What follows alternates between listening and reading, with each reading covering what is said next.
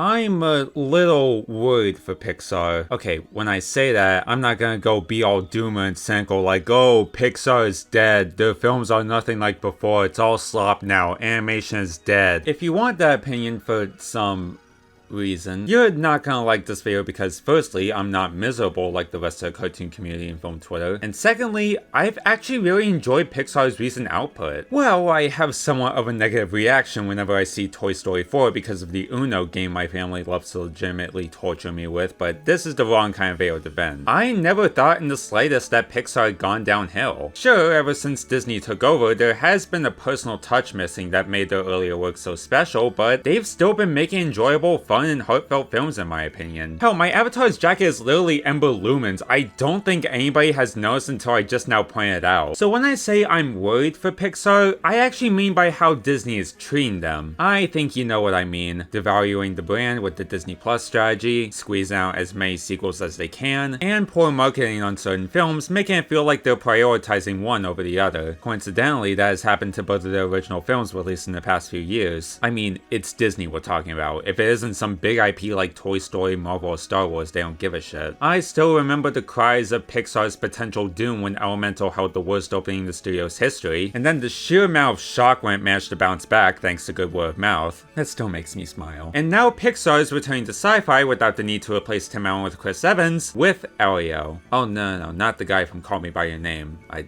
meant the space boy. Elio Solis, 11 years old, has long had a very active imagination and admiration for potential alien life, mainly because both of his parents died and he struggles to fit in at school. Then when the aliens do beam him up, he's sent into the Communiverse, an interplanetary organization of creatures who represent all galaxies, where he is mistaken for the ambassador of Earth. As Elio starts to form friendships with the aliens, including Gordon, he's soon to come face to face with making peace with Lord Grygon before he conquers the Communiverse, and finding out his own true self. Okay, making this tidbit as brief as I can so I can get straight into the movie, I have to talk about its production because I feel like it's important to acknowledge when going into this. Elio was announced at the 2022 D23 Expo, with co-director of Coco, Adrian Molina, attached to direct, and was originally set to be released in March of 2024. However, when Hollywood decided not to pay their writers and actors properly, the film was pushed back an entire year to June 13th, 2025, then back a week to avoid competition with the live-action How to Train Your Dragon.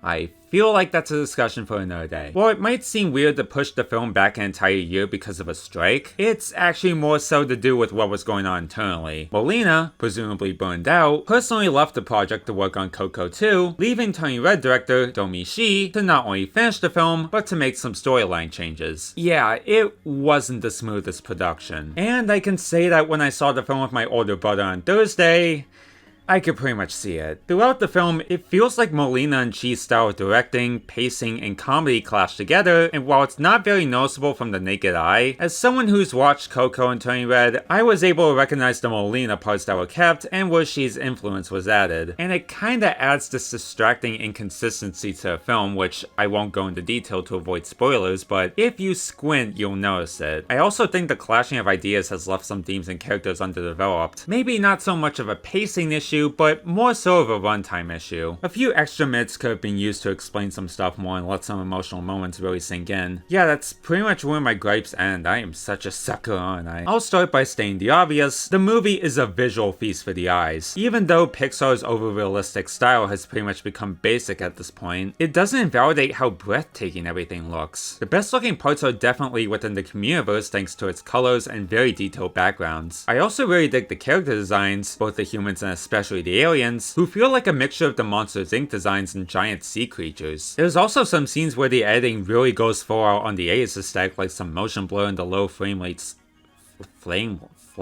low frame rate slow motion. It's a detail I really love. On the story side of things, I might not be alone on this, but when watching, I couldn't help but be reminded of Lilo and Stitch. Of course, its plotline is original, but there are some plot elements and some story beats that I couldn't help but feel was similar to the film. The original, I mean, not the remake. What a coincidence, am I right? But thankfully, there are some qualities that help it stand out. Firstly, it gets really creative with the Communiverse. Not just with the designs of the aliens, but also with what you can do there, the creatures you can meet, and just the look of the place itself. Honestly, you can't blame Elio for wanting to stay here and thinking it's better than Earth. Oh my god, I really am sounding like a doomer. I also wasn't anticipating how funny this movie was. I mean, a lot of us know that Pixar is really good with its comedy, but this might be one of the funniest films to come out of the studio as of recent. I swear to god, there is one line of dialogue that caught me so off guard. I wish I could share it, but I can't. Spoilers. And what has really sold me on the movie is its heart, mainly when it focuses on Elio himself. Again, drawing back to earlier comparisons, he reminds me a lot of Lilo, a child who's treated differently by others simply for being weird, lives with a frustrated family member after the death of their parents, and becomes friends with an alien who's being sought after by an evil empire. See? Told ya. But again, what helps this movie stand out is that it explores feelings of isolation, not belonging, and being unwanted, which is the central struggle of Elio's character. As someone who's felt these struggles and depressive thoughts before, I can see a lot of myself within him, though that's all the detail I'll say about that aspect because I don't feel like getting all emotionally sappy again. It's a theme I talked briefly about in my Wild Robot review, but whereas that movie also has themes of parenting and modern technology, this one really goes all in on the finding where you belong theme. I'm also in love with how they use Carl Sagan's "Are we alone?" question to fit in with the movie's message, like, if I could get that little brain cell of genius to help me with my next semester of college, I appreciate it. And I guess speaking of characters, I also found myself enjoying the rest of the cast here. The alien characters are very fun and adorable, especially Ooh and Gordon, I love them. And the human characters are also entertaining in their own right, like shout out to Gunther Melnick. One more character I would like to mention is Lord Gligon because Jesus, thank god we have a real Pixar villain again. And by extent a good Disney villain. I mean, I do wish we had a better introduction to explore his motivations further, but he isn't a lame twist, a missed opportunity, and actually has some development, so I am happy. Not an innovative villain, but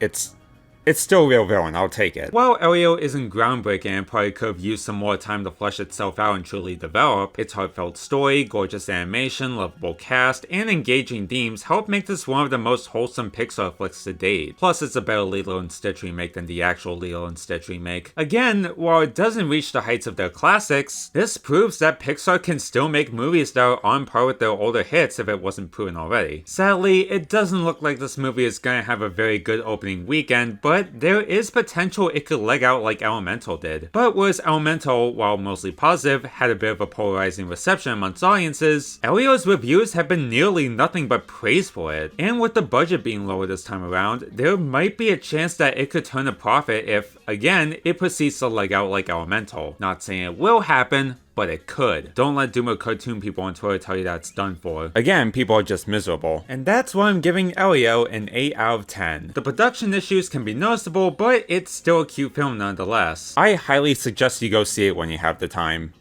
If you want to, that is. I'm respectful towards what you choose to see, unlike some people. Until next time, I'm Miyachi. See you later, Tama friends.